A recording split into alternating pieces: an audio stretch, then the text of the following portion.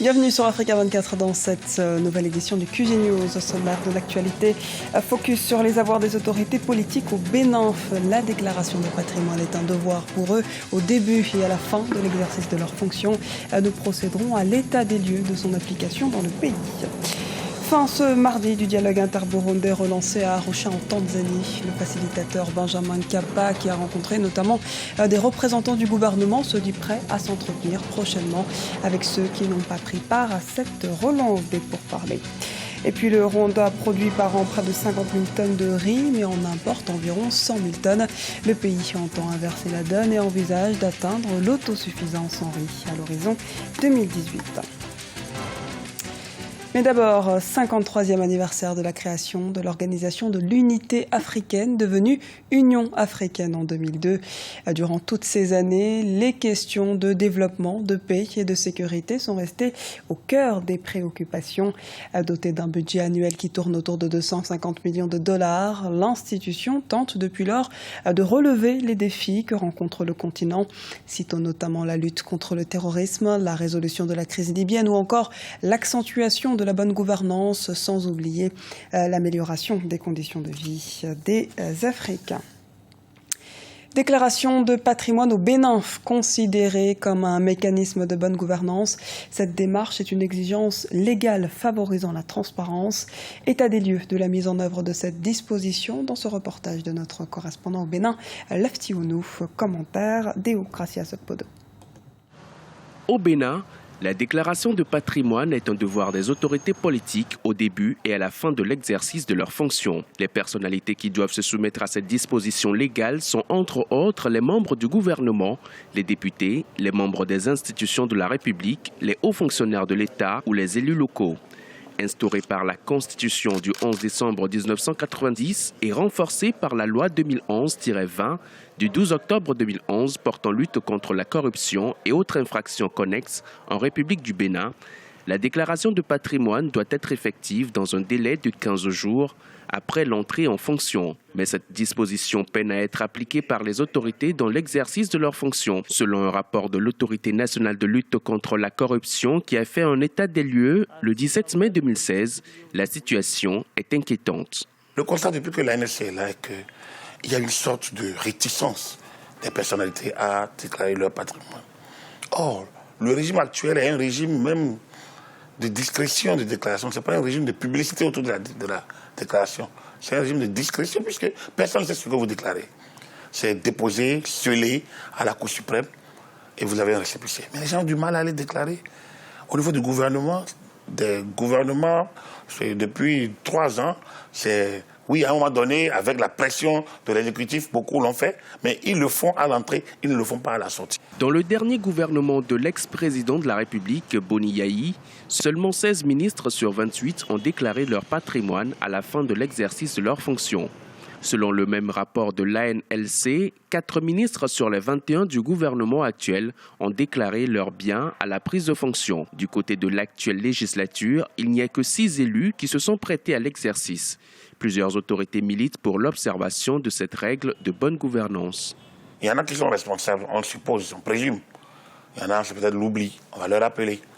Mais ce que nous rappelons depuis des années et qui ne bougent pas, il va falloir maintenant que nommément on les cite et qu'on puisse les interpeller ou les faire interpeller par qui de droit afin qu'ils se conforment à la loi. Des sanctions sont prévues par la loi pour ceux qui n'observent pas les dispositions relatives à la déclaration de patrimoine. En effet, l'absence de déclaration expose le mis en cause ou fautif au paiement de 6 mois d'indemnité prime ou autre que l'autorité perçoit ou a pu percevoir durant l'exercice de sa fonction. L'Autorité nationale de lutte contre la corruption a souvent brandi ces dispositions et saisi les autorités compétentes sans succès.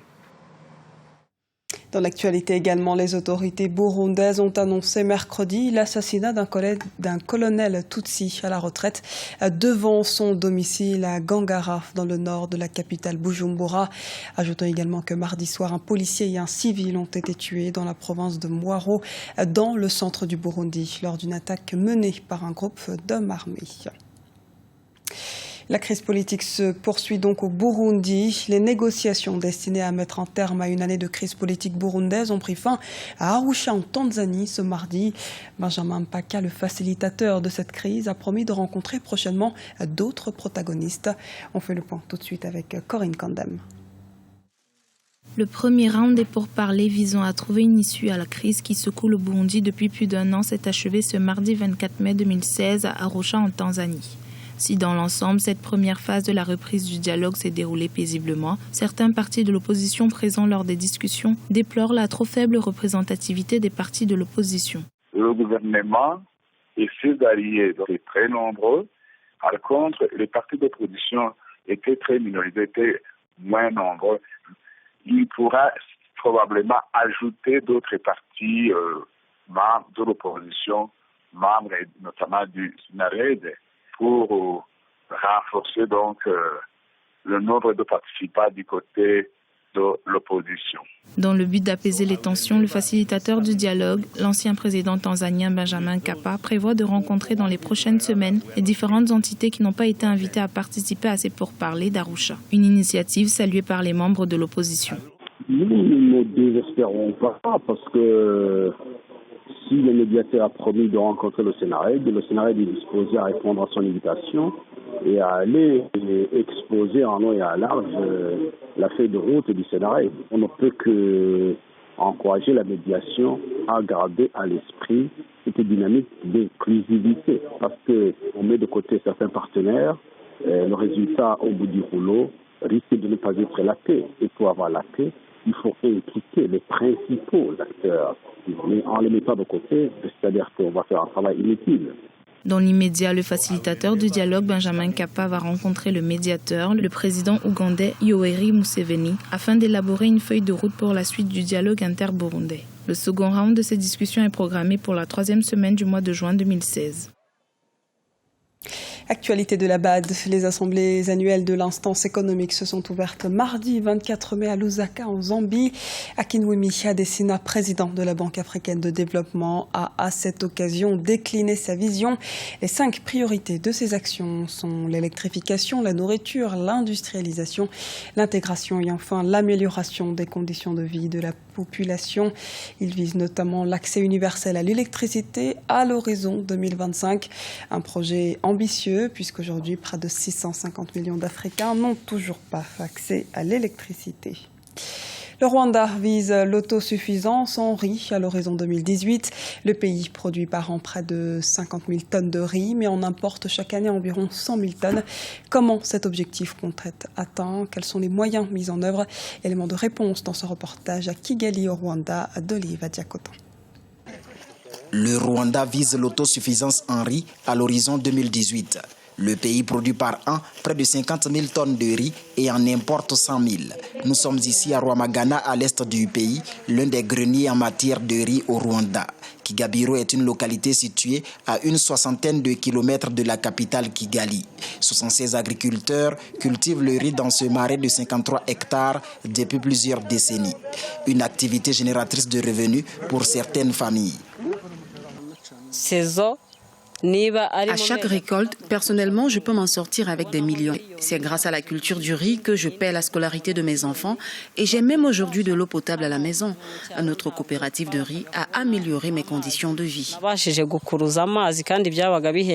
Depuis 1998, 11 coopératives de riziculteurs de 3 districts de la province de l'Est se sont mises ensemble pour améliorer leur production.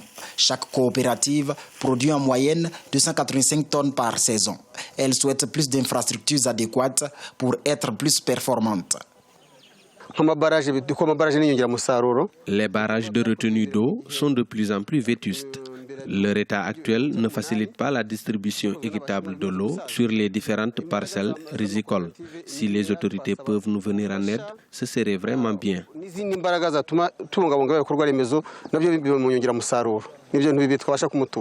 Le Rwanda dispose de plus de 66 000 hectares de marais cultivables. Le pays veut produire 7 tonnes de riz par hectare d'ici 2 ans, contre 5 tonnes à l'hectare aujourd'hui. Notons que selon les autorités rwandaises, la production de riz a augmenté de 23% en 5 ans. C'était le journal de la rédaction. Merci de nous avoir suivis. Dans un instant, une nouvelle édition de l'actualité sur Africa 24.